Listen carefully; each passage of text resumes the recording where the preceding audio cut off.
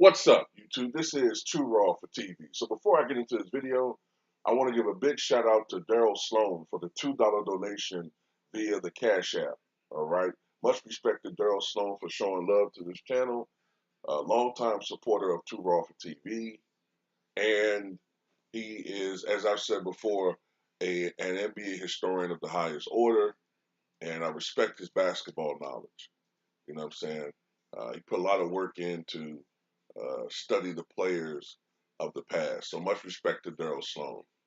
And to anyone who wants to show love for Too Raw for TV, if you choose to and if you're able to, you can do so in the links in the description box below via the PayPal or the Cash App or in the pinned comment in the comment section if you choose to.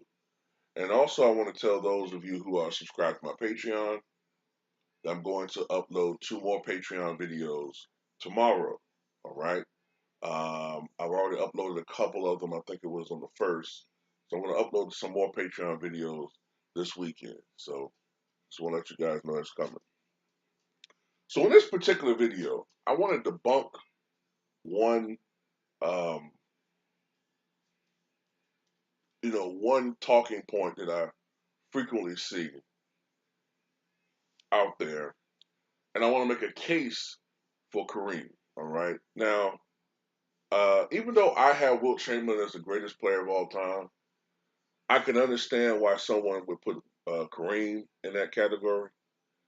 And I do believe that Kareem has the best, uh, how can I say this? Kareem has the greatest competition at the center position than anybody else who played the game. Any other center cannot say that they played against as many Hall of Famers as Kareem Abdul-Jabbar did in his career.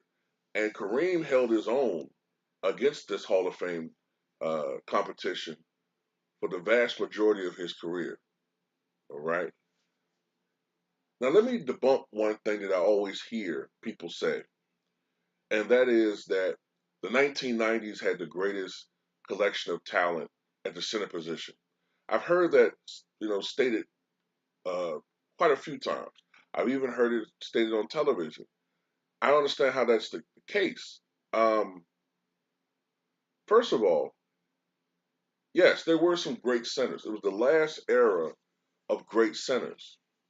But even then, I remember hearing on television, I remember hearing analysts who had watched the game at that time, some of them since the 60s, some of them since the 50s, the older guys, they were saying how the center position by the 1990s was starting to fall apart as far as overall talent. And the people who I heard this from were none other than former NBA greats at that position. And not only that, executives in the NBA, scouts, analysts who have been watching the game for decades have said, we still have great centers, but that position is starting to fall apart. And that proved to be true. Now, you had great centers like Akeem Olajuwon, you had Patrick Ewing, Shaquille O'Neal, um, you had David Robinson, Dikembe Mutombo, Alonzo Mourning.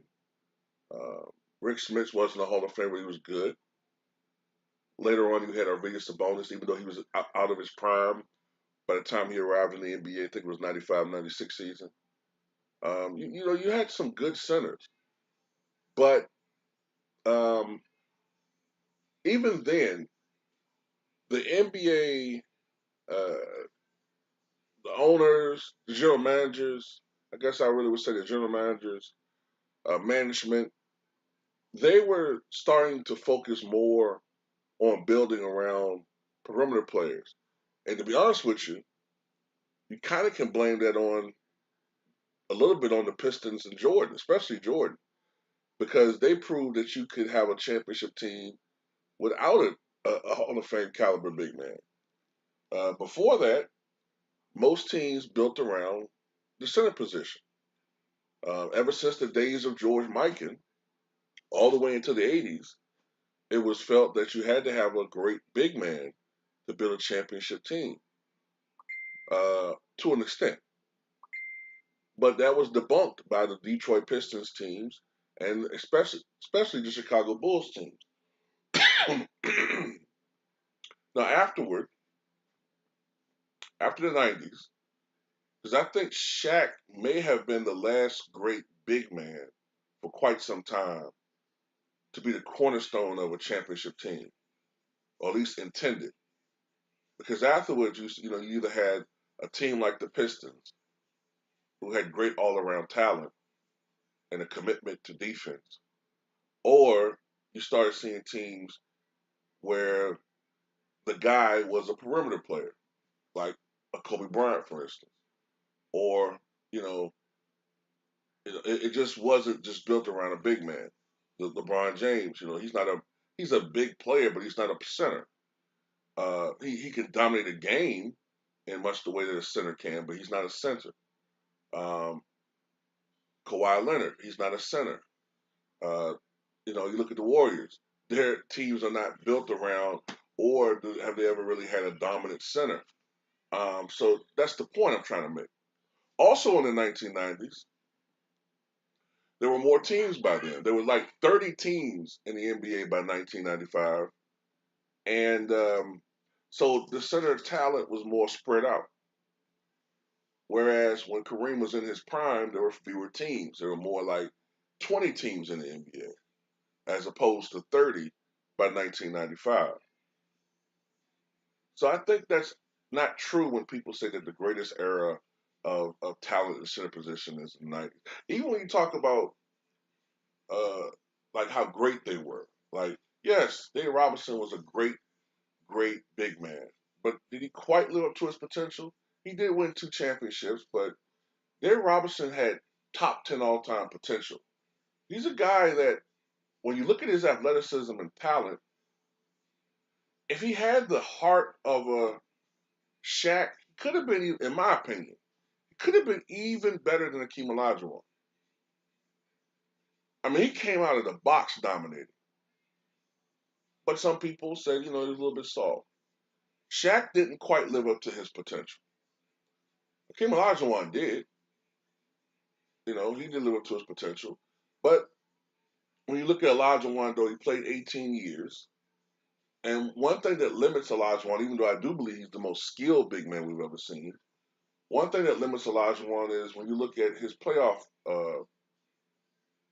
record, and you look at his lack of success. Yes, he did go to 3 NBA finals, winning 2 of them. But when you look at the 18 years he played, 9 years that he played in the league, either his team failed to qualify for the playoffs or they were knocked out in the first round by an inferior team for the most part. And I think that's kind of a knock on him. The Kimmy Mutombo never won a championship. Um, Alonzo Mourning did, but by that time he was not the same player that he was in the '90s and very early 2000s. So what I'm saying is, yeah, there's some great big men, but I don't think it's the greatest era. Now, Kareem Abdul-Jabbar, even though I think Will Chamberlain is the GOAT, I have to concede that Kareem has the greatest resume when it comes to competition at the center position. He played against at least 18 Hall of Fame caliber centers, or players who at least at some portion of their career played the center position, starting with Will Chamberlain, 4-time league MVP, uh, 7-time scoring champion, 2-time NBA champion. In my opinion, the greatest player of all time. Most people have him at least top 5. Uh, Start with Kareem, Bob Lanier, underrated great big man of the 1970s and 1980s. Dave Cowens, former league MVP, 2-time NBA champion with the Boston Celtics.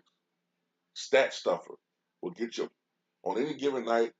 Dave Cowens will get you 18 points, 15 rebounds, 2 steals, 3 blocks, 5 assists. He was just a guy that was high energy all over the place. Wes Unseld, who won it, won the helped to lead the Bullets to the one championship they won in 1978. His rookie year, he won not only Rookie of the Year, but it was league MVP. Moses Malone, who helped to lead that Sixers team in '83 to one of the greatest runs in the history of the NBA, three-time league MVP, and before the arrival of LeBron James, was the greatest prep to pro player that we've seen in the history of basketball. Walt Bellamy, who had one of the most dominant rookie campaigns in the history of basketball, averaging over 31 points and greater than 19 rebounds his rookie year.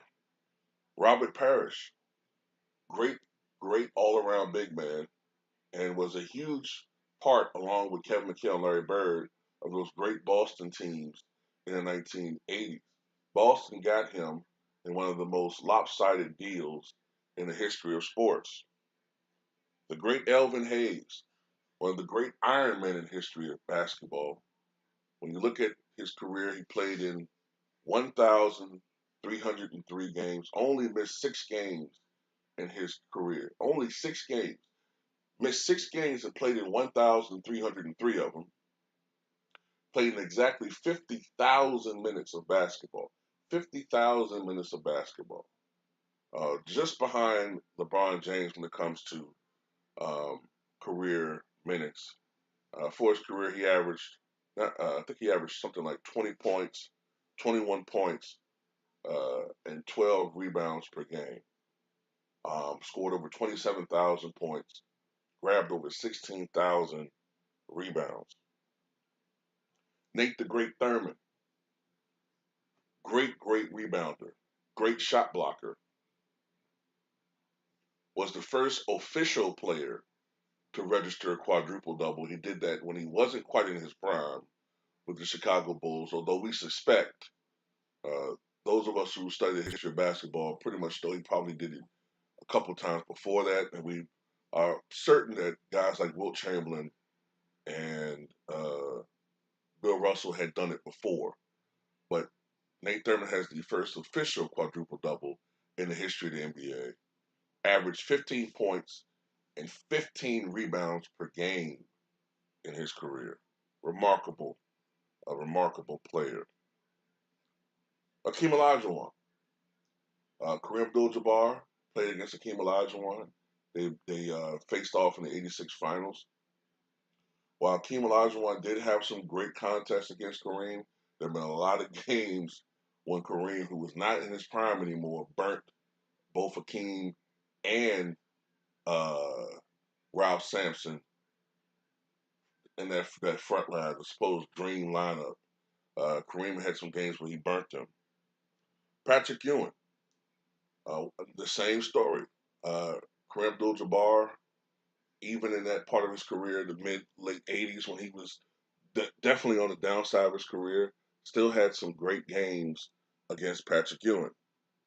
Willis Reed, Willis Reed, the great center for the New York Knicks, two-time NBA champion. Kareem Abdul-Jabbar had many games where he dominated him. Matter of fact, going back to Dave Cowens, Kareem absolutely dominated Dave Cowens, who was a great defensive big man. But Kareem had some of his best performances individually against Dave Cowens. If you go look at their head-to-head matchups, it's sometimes laughable how much he made him look bad. And he was a great defensive player. Bill Walton. Now, Bill Walton, even though a lot of people, talk shit about Bill Walton, when he was in his prime, Bill Walton was competition. He was serious competition to Kareem. And it was Portland that eliminated Kareem's Lakers. I believe it was in the 1977 Western Conference Finals. And one thing about the Blazers that people forget is that the 1970s was an era of parity. But had Bill Walton not got hurt, had Bill Walton not got hurt, and he had the health of a Kareem, we'd be having a totally different conversation about Bill Walton. 1977-78, Bill Walton was the best player in basketball. And in that 61st game of that season, the Blazers were 50-10. They were on pace to win at least 65, 66 games. They were going to be the most dominant team since the 67 76ers. And then Bill Walton got hurt. He broke his foot. And he never played another game with the Blazers ever. Afterwards, they went 8-14. The Blazers, they got eliminated in the playoffs. And as I said, what could have been a dynasty was broken up when Bill Walton broke his foot and never was able to play again, at least for the Portland Trailblazers. So I think people need to kind of look at Bill Walton. And yes, his NBA career was not Hall of Fame worthy, but his collegiate career was one of the great collegiate players in the history of the game, and that's why he's in the Hall of Fame. Jack Sikma. Jack Sikma, the great big man that played his career with the Seattle Supersonics and then Milwaukee Bucks, won a championship with the Sonics in 1979. He's also on the resume when it comes to competition with Kareem Abdul-Jabbar. Bob McAdoo. Bob McAdoo, from 1973 to 1976, won 3 consecutive scoring titles, an MVP, and during that time period, I think he averaged something like 30 points, maybe 12 rebounds, 2 blocks, over 50% shooting from the floor, 75% from the foul line. He was the most unstoppable scorer in the NBA with the Buffalo Braves. And a lot of people, I think, may remember him more as a 6-man with the Lakers, but by that time, Bob McAdoo had lost a lot of his athleticism, lost a lot of quickness, but his best days were with the Buffalo Braves. Bob McAdoo. This is another player that's on Kareem's resume. Artis Gilmore, a guy who's not top 75 for some reason, probably because the NBA doesn't include the ABA. But Artis Gilmore is one of the most dominant players in the history of basketball. Uh, he's the most dominant player in the history of the ABA. He's on the all-time ABA team. If you look at his total numbers, both ABA and NBA, he scored almost 25,000 points and hauled in over 16,000 career rebounds. Dan Essel, another case where his best numbers were in the ABA, but Dan Essel was a great, great big man as well.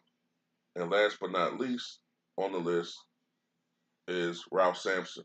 Now, Ralph Sampson, I think people remember him as a powerful, but he also played the center position, 7'4", 230 pounds, coming out of Virginia Union. Uh, one of the great, great skilled big men who didn't quite live up to his potential. Wanted to be a guard, wanted to showcase his skills, but for a while, from 82 to 86 or 87, Ralph Sampson was on a Hall of Fame NBA trajectory. So these are the players, these are just the big men in the Hall of Fame category that Kareem Abdul-Jabbar went against. I'm not even talking about really good big men. I'm not talking about the Bill Cartwrights or the Bill Lambiers, you know what I'm saying, or the Joe Barry Carrolls, or the Sam Lacey's. I'm not even talking about them. I'm talking about the Hall of Fame caliber big men. So when it comes to the resume of Kareem Abdul-Jabbar, you often have to wonder, why is he not even considered more in the GOAT category when people are arguing this? It doesn't make any sense. And I hate to bring LeBron James into this, but when you look at LeBron James' competition at the small forward position, it is pretty good, but it pales in comparison. In my opinion, when I really think about it, when I really sit down and think about it, and I've been thinking about this, I think at the power forward position, Karl Malone had more competition at the power forward position than any other player in that role. I think Karl Malone had more competition at the power forward position. I think Larry Bird had more competition at the small forward position. I think arguably Kobe Bryant had more competition at the shooting guard position than anybody else. And when it comes to point guard, when you really think about it, when you really sit down and think about it, I think Chris Paul had more competition at that position than anybody in the history of the NBA. When you really think about it, think about all of the great, powerful point guards that Chris Paul has had to play against since he came into the league. Think about all of the great point guards that were in the league when he came in, and look at the point guards today and see if I'm wrong. So, not saying he's the greatest, but I'm just saying, I think there's a case there. And maybe that's another series too, huh? But anyway, tell me what you guys think about this video.